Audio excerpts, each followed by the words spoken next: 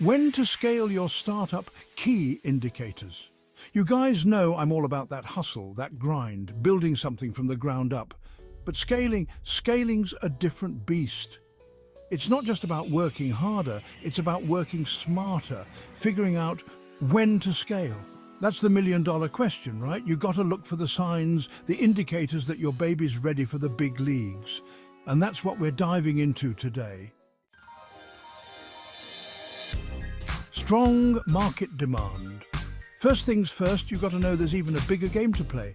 Is there actual demand for what you're putting out there? Are people hungry for your product? Look at your numbers, your customer feedback. Are you barely keeping up with orders? Are you seeing organic growth outside your initial target? Because that, my friends, is a huge green flag. It means you've tapped on something people want, something they need. And that's when you know you've got the potential to blow things up. Consistent revenue growth. I'm all about the hustle, but even I know you can't run on fumes forever. You need that cash flow, that steady stream of revenue.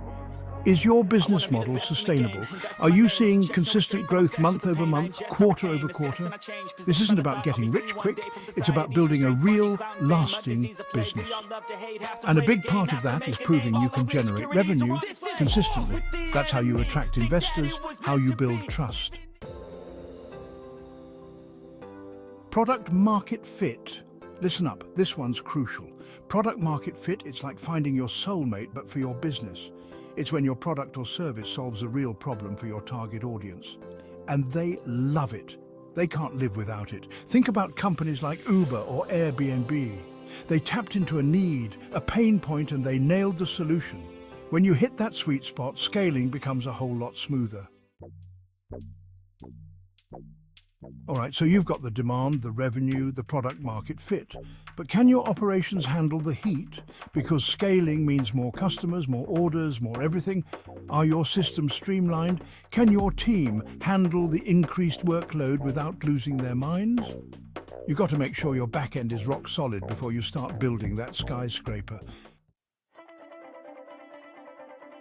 Let me tell you something, you can have the best product in the world, but without a killer team, you're going nowhere. Scaling is about leadership, about surrounding yourself with people who are smarter than you, who share your vision. You need people who can handle the pressure, who can adapt and grow with the company. Because scaling isn't a one-man show, it's a team effort. Chapter 6. Customer retention and loyalty. Acquiring new customers is great, but keeping them coming back for more, that's the golden ticket. High customer retention means you're doing something right. It means people are happy with your product, your service, they trust you. And that kind of loyalty is priceless, because when you scale, you don't want to be constantly filling a leaky bucket. You want customers for life. Chapter 7. Scalable business model. Listen closely, your business model is the blueprint for your success. And if you want to scale, it's got to be built to handle growth.